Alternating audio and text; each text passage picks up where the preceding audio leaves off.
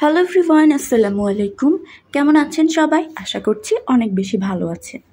Ritu's blogging and cooking চ্যানেলে সবাইকে স্বাগতম জানাচ্ছি নতুন আরও একটি ভিডিও দেখার জন্য। আজকে আমার দুপুরের খাবার মেনুতে কী আইটেম ছিল চলুন আপনাদের সাথে একটু শেয়ার করি। তো আমার দুপুরের খাবার আইটেমে ছিল তিল ভর্তা, এটা ছিল ছোট মাছের চচ্চড়ি, আর এটা ছিল বড় মাছ অর্থাৎ রুই মাছ আলু দিয়ে ভুনা করা হয়েছিল। তো আমি প্রথমে তিল ভর্তাটা দিয়েই খেলাম। তিল ভর্তা আমার অনেক বেশি পছন্দের। তিল ভর্তাটা যদি বেশি করে রসুন, পেঁয়াজ, কাঁচামরিচ দিয়ে ভর্তা করা হয় তাহলে কিন্তু খেতে বেশ মজা লাগে।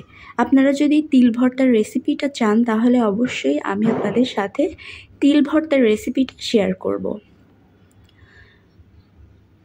তো তিল ভর্তাটা এতটাই মজা হয়েছিল যে মনে হচ্ছিল তিল ভর্তা দিয়েই আমি 1 প্লেট ভাত শেষ করে ফেলবো। তিল ভর্তা দিয়ে খাওয়া হয়ে গিয়েছে, এখন আমি খাবো ছোট মাছ দিয়ে। ছোট মাছটাও কিন্তু বেশ মজা হয়েছিল, আর এই সমস্ত রান্না করেছিল আমার আপু। ছোট মাছটা রান্না করা হয়েছিল ধুন্দুল দিয়ে। এখন তো সবাই জানেন এটা ধুন্দুলের সিজন, তো এই ধুন্দুল দিয়েই ছোট মাছটা রান্না করা হয়েছিল। এটা ছিল কাচকি মাছ, নদীর কাচকি মাছ ছিল, বেশ মজাদার হয়েছিল ছোট মাছের তরকারিটা।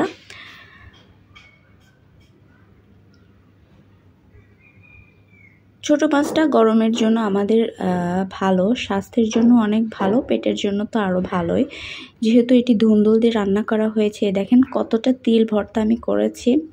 এই তিল ভর্তাটা করে কিন্তু আপনারা 1 সপ্তাহের মতো ফ্রিজে রেখেও খেতে পারেন, কিচ্ছু হবে না, কারণ তিল ভর্তার মধ্যে পর্যাপ্ত পরিমাণ তিল আছে।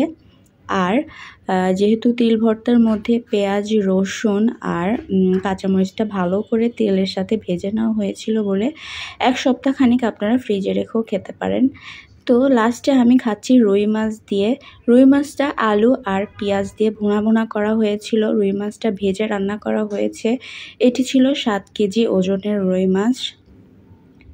আমি আপনাদেরকে দেখাই মাছের ভেতরে কতটা ফ্রেশ ছিল। এই দেখেন একদম ফ্রেশ মাছ, এটা অনেক মজা হয়েছিল। ফ্রেশ মাছ খেতে কিন্তু ভালোই লাগে।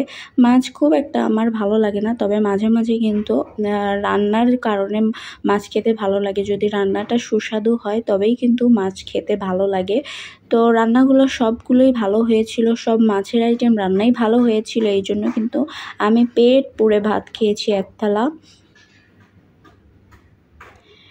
এই তো আমার খাওয়া হয়ে গিয়েছে। এখন কিন্তু লাস্টে আমি মাছটা ধীরে ধীরে বেছে খাবো, কারণ মাছে অনেক বেশি কাঁটা থাকে, খুব সাবধানতার সাথে কাঁটা বেছে বেছে খেতে হয়। এই যে মাছটা অনেক মজাদার ছিল। এই ছিল আজকের ভিডিও, সবাই ভালো থাকবেন।